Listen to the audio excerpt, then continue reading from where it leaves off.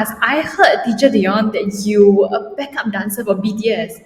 What is going on? Did you dance for them? Tell us. BTS came down for concert like a few years ago, and then the company in Korea, they kind of like sent out a mass publicity to ask for like some backup dancers for their opening item and their new song. So a few of my friends, we just like sent in an audition video together, and then we were dancing for BTS for like 10 minutes, 15 minutes. Hi, everybody, and welcome back to the group chat. It's been some time, and today we're actually catching up with somebody really interesting.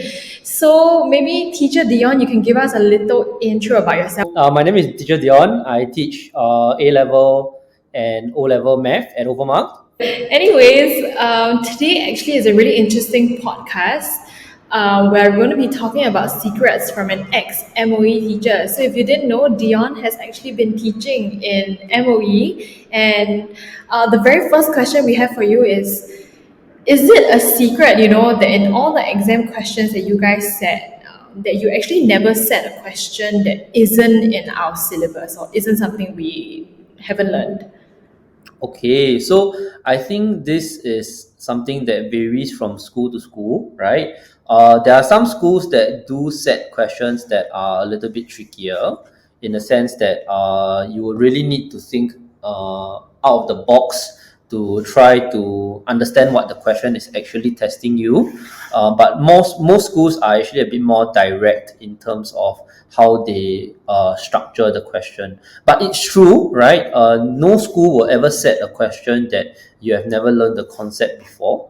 I think it's just how difficult or how difficult it is to be able to understand which concept that we're using. So for most schools, you will see that a lot of the questions are either reused or phrased in a way that you have already seen them before. Yeah, be it like from your notes or from your textbooks or from your past year papers.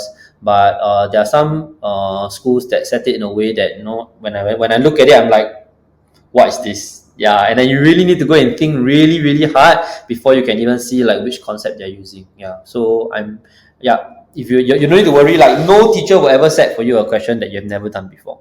I think just coming in here, right, because Dion can speak a lot more from the expertise from math side, maybe I'll just cover the science side. So for science, at least at O levels, which is the level that I'm teaching, there is what we call a data response question, which is the intention of the question is to test the ability of the student to analyze and interpret data and to incorporate that into their analysis when they're answering question. Now, it's very often that when presented with a data response question, the data or the information provided is likely to be out of syllabus. That means it's not something that you have seen before. It's either a compound you have never heard of before or a reaction that you might not have seen before. And that is normal. But you need to understand that at the end of the day, what they're testing you is not the contextual knowledge that you need to have when solving these questions, but the ability to interpret, to code data, and to really, in a way, extrapolate and predict certain trends that they're showing. So in that sense, right, everything that you're tested, technically, you will be able to tackle because there is a very clear syllabus code and learning outcomes for every single chapter. So the schools will always set questions pertaining to that particular learning outcome. So to the best of my understanding, after speaking with many ex-MOE or current MOE teachers, how the workflow happens, right, is that in an exam paper setting, Dion, correct me if I'm wrong, when you set a paper, usually a teacher will set the paper. And when they go through the vetting process with the HOD will actually question them, hey, for this particular question, which learning outcome are you being tested on? They will also gauge based on the question itself, what is the category it falls into. So there are different buckets of question types and stuff like that. You cannot set too many very difficult questions. There needs to be a good mixture. It's at least in science, it's a 45% and a 55%. But I don't want to go into detail here. But the skill sets that are being tested are also different. So there's actually a very strict guideline. But at the end of the day, why are there certain questions that feel like it's out of syllabus and is still included in the exam? It's because that question is just a more complex form of testing you on the same learning outcome. Maybe not something you have been exposed to before, but it's still within the syllabus. All right, so you can confidently and be very assured that whatever you're tested is something you have learned before. It's just whether you know how to solve the question or not. Oh, that's actually quite interesting because when I see questions that I have no idea how to solve, instead of identifying a topic, I might freak out first. So what Dion and Daryl at least said today, sets that reassurance for students out there. Okay, so moving on to the second secret. You don't need to answer all your questions to get an A. Is this true, Dion?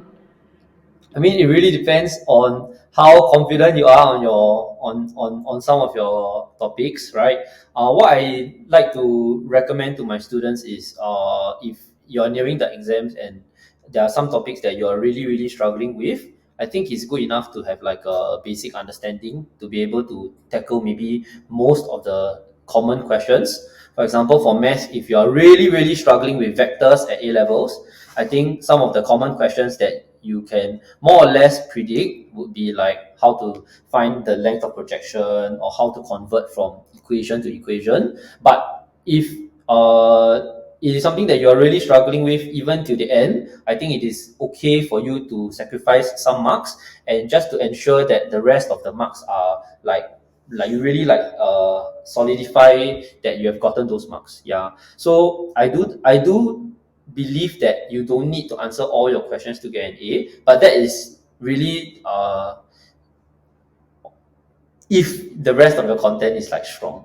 Yeah. For even though you are graded on a bell curve, usually we need around like 70% to get an A, and that means like that gives you about maybe like 3 to 4 questions worth of leeway. So I mean, factoring in like careless mistakes and everything, I think it is okay for you to just skip some of the questions that you are struggling with. Maybe those questions are the differentiating questions between like the A1s and the A2s. So don't need to spend too much time or like worry too much about these kind of questions. Yeah. Actually, that being said, Dion, just to hop in here, you mentioned that there are some questions that you can kind of predict and, secure those marks. Are there any other topics that, especially our A level H2 students should take note? Like, this is confirm going to come out. I can confirm power these marks if I prepare enough. I think like there are some topics that are really obvious that if you were to look at some of the past year A level papers, or even if you were to look at some of your school papers, like there is a certain trend in terms of like the questions that they set. So if you have the time or if you have someone to do it for you, I think it's good for you to look through the papers and to see what are some of the common topics and common questions for each topic, right? For inequalities, it is common that they test you like a certain fraction, greater or lesser than a constant. For functions, they do test you whether or not a composite function exists, inverse function exists. For let's see, for complex numbers, they do ask you to find maybe like a modulus or argument of a certain complex number. So like look through these topics and like if you see them coming out be very regularly, try to be able to secure those marks first before you actually go and worry about some of the really difficult chapters that you might be struggling with. I mean, for me, right, circling back to the point on whether you need to do all the questions, right? My approach to this is a bit different. My approach is more of time management as well as risk reward, right? Because if you have good time management skills, you should be able to cover all the questions within the time provided. It's more of whether you have actually sat down to think through, okay, in a typical paper, how many questions do I have? And how much time am I setting aside, including a buffer or safety for you to do your checking? So if you take into account all of those, you should be able to attempt all questions, right? So there shouldn't be a case of leaving a question blank. But then there's another set of argument for what we call risk reward, right? Why would you be spending the same amount of time if there are two questions and one you're super confident while the other one you do not know how to do at all? So when it comes to risk reward, it's just thinking from the framework of let's maximize my limited resource, which is time, on the highest probability that will get me the most marks. So what I always suggest my students to do is that when you look at a paper, even though it's numbered question 1 to 12, doesn't mean you have to do it in chronological order, right? Nobody dictated 1 then 2. It's not linked. Within the question, the parts are linked, right? But in terms of which one you attempt first, there is no guideline, there's no right way to do it. So what you want to do at the start of the paper every time is to look through everything, in a way, grade them in your head. Is this an easy, medium, or hard question? Go and tackle all the easy and medium questions first. Secure your baseline grade. right? So even if all the hard questions I cannot do, I minimally get a B, right? And then I spend the rest of my time tackling what are the considered the harder ones or the ones that you're less confident in an attempt to get the A, right? I'll say that would be the smarter way to approach it. So going back to Dion's point, is it possible to get an A still without attempting all questions? Answer is yes, provided all the other stuff you have settled it and you're just trying for that last one. Then I would say that gives you a peace of mind knowing that, okay, timing wise, I'm good. I've attempted all. I attempted them in the sequence that would likely guarantee me the highest probability of success. Yeah, thanks Daryl for that. I think since Daryl and Dion covered the science and math, let me just hop in a little bit for GP. So GP is a subject that every student, every A-level student has to take die, okay? Even if you can't do, your English for nuts, you have no choice but to take it. So for GP, what you need to do is to do the short answer questions first, and then after that, skip to the AQ. Don't waste time on doing the summary first before doing the AQ, because AQ has the bulk of the marks, right? Then from the AQ, it will help you do your summary. There are some people who do the short answer questions, and by the time runs out, right, you haven't touched the 25 marks at the back, which is your AQ and your summary. So you've got to be smart about it. If you have to sacrifice maybe one or two short answer questions, which maybe is like 2 mark, 1 mark, that kind of thing, just to get the 10 marks and 15 marks AQ and summary at the back, do those first. Okay, so with that, it was a lot of information. We'll let you guys digest it, and we will be back after commercial break for the very second half. Hi everyone, if this is your first time tuning into our podcast, welcome. OVERMUGGED is one of Singapore's fastest growing secondary and JC tuition brands. We're located all across Singapore, including locations like Kovan, Bukit Timah, and Marine Parade. If you're curious about the learning experience here at OVERMUGGED, sign up for a free trial lesson anytime. And with that, back to the podcast. Okay, welcome back everybody after the commercial break. So we're moving on to our third secret slash hack. I heard apparently that when you do MCQ questions, you should do and shade at the same time, instead of doing and then shading all the way at the end. Dion, what do you think about this as a MOE teacher? I mean, you've seen tons of students do different methods, right, for the MCQs, especially at the A-levels or in school. I mean, for math, there's no MCQ, right? But I have invigilated some papers where students really struggle to finish their shading towards the end. It is not a hard and fast rule to shade first or to shade at the end, but what I recommend my students is to do and shade at the same time. You never know whether or not you have the time to come back to the question, right? And in the event that you don't, it's better for you to be safe than sorry. I do have a few encounters where students ended up not being able to shade on time because they forgot that the exam was going to end at a certain time and they get a straight 0. I have seen students that perhaps while shading the last 5 to 10 minutes, they accidentally skip a question and they ended up shading everything else wrongly as a result of that. So I mean, I feel like, and what Daryl mentioned just now, I think the risk to reward is not very worth it. Just to be able to check and shade at the same time. So I think it's much more advisable for you to do the question, shade it first. When you come back to it, you might be so confident that you don't even want to check it. You might want to check other questions or attempt other harder MCQ questions. Yeah, Daryl, what do you think?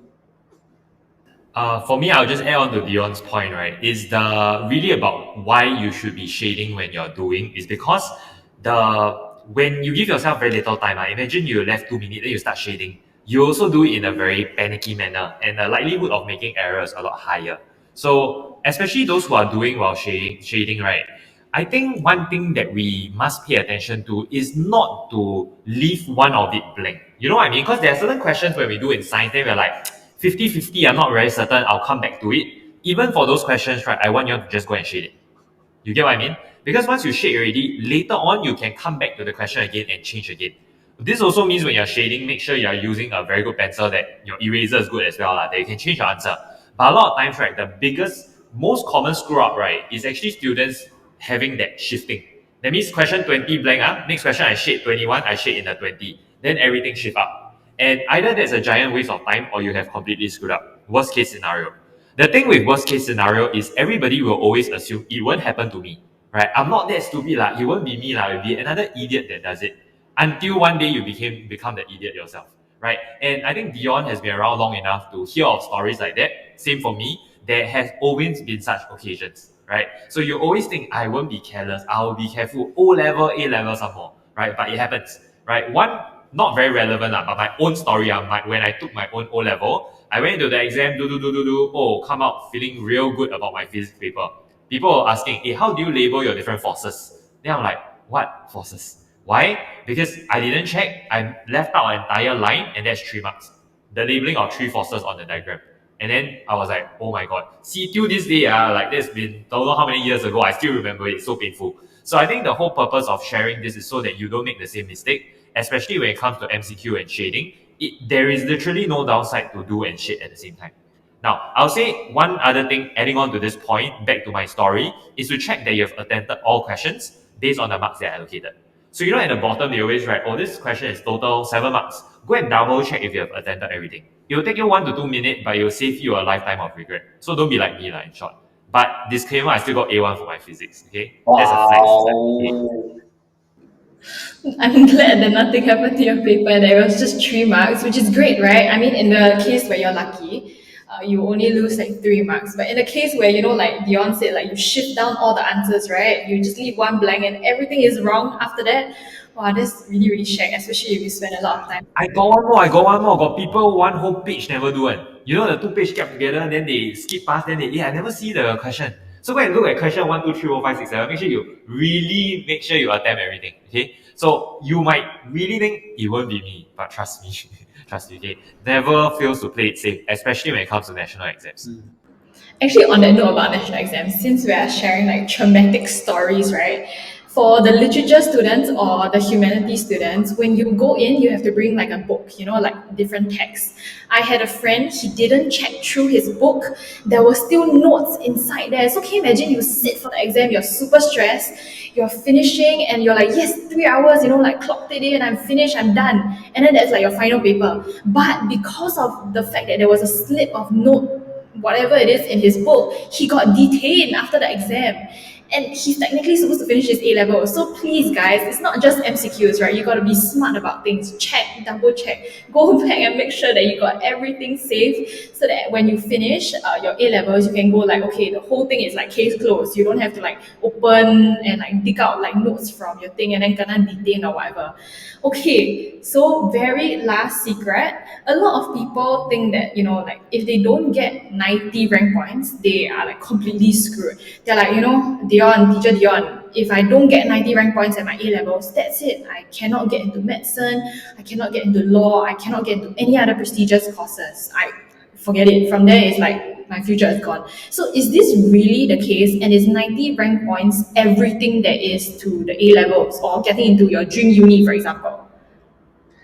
I mean, there has been a shift, I feel, in the last decade or so, where there is a lot less emphasis on getting 90 rank points. Actually, for those who are listening to this podcast, you know that your total rank points is no longer 90, right? It's going to be either 80 or 70 at this point. So the MOE has been really making a shift away from the academia and towards having a more holistic education. And with that, we mean like building your portfolio and being of a good character, which is I think something that Overmark also tries to push for, which is like to really build your character as well as helping you build your portfolio while you are studying, right? With regards to medicine and law, I do have friends that do not have max rank points but have gotten into medicine or law. Maybe like out of 90, they also got like 82 or 83 because they have a good portfolio and they are able to tackle the interview well. So other than having a good portfolio is also having good interview skills to know how to answer certain questions. For you to get into medicine and law, I believe there is an interview round, right, where the professors from the universities get to see your character and how you carry yourself. Yeah, so not necessary to get full rank points for you to be able to get into these kind of prestigious courses. Let me come from a more philosophical lens. So why is it that the demand and the bar to enter these top courses are so high? is because now I have friends that are doctors and lawyers, and the kind of work ethic and the kind of professionalism that they need to have to be able to do what they do is extremely high. And that's why the bar is set at such a high level. So what you need to be able to prove is, firstly, do you have the work ethic? Do you have the right attitude when it comes to even doing things that you might not necessarily like, right? So maybe you're super passionate about bio, but you hate math, right? And Dion will be like, no, no, no, you should never hate math. Math is fun. But maybe let's say that's you. Then the question is, even in your future, when you go to law, you go to medicine, com science, whatever, there are bound to be segments of the job or the profession that you won't like. Will you power through that? Will you put the effort to master it despite not liking it? Or are you going to be saying, oh, never mind, I don't like means I give up, right? So the main point of why the bar is set at such high standards is because these are what we consider very respected professions, that the professionalism needed is just so high that just having good grades alone is a prerequisite. And the passion and therefore your portfolio, what you do on your own time, those are the things that they actually consider a lot more and they look at, because that gives them an understanding of who you are as a person and whether you actually make it through the course and make it through as a professional in that field. So I think for those who are listening, I want you to take a deeper look from inside out rather than outside in. It's not about chasing the grades. It's more about whether you have developed the character that will allow you to succeed when you grow up in the future. And this is irregardless of the grades. I tell all my students the same thing.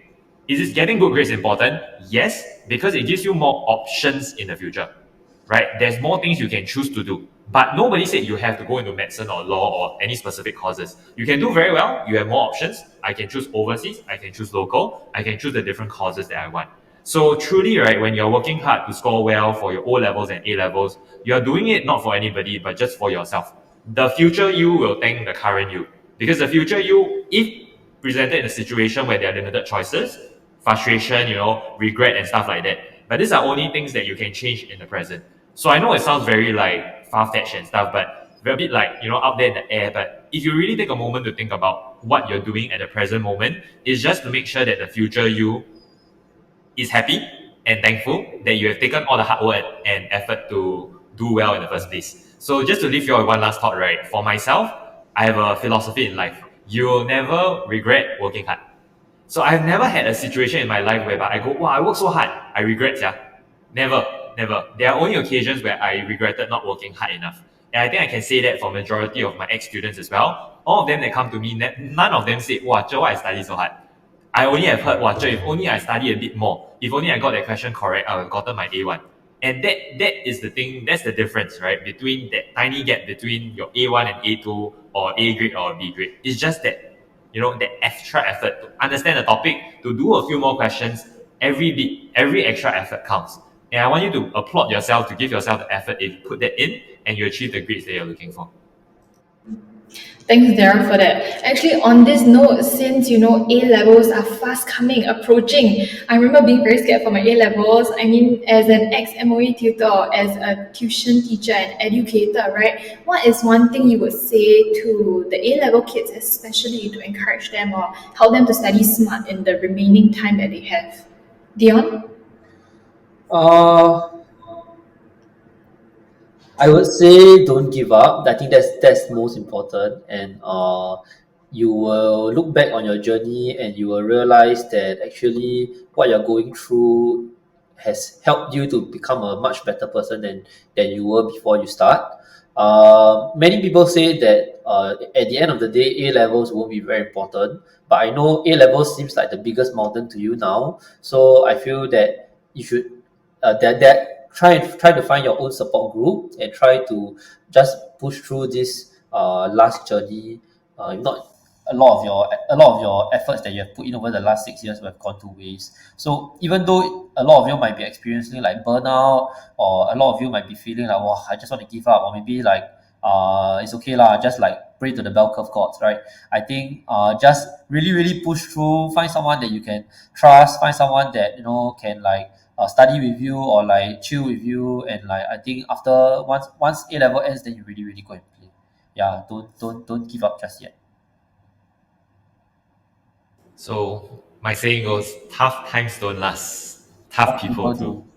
No lah, in life you are bound to be faced with many, many situations whereby things will get tough, right? This can be outside of academics, could be in family, could be next time in your career or with your friends.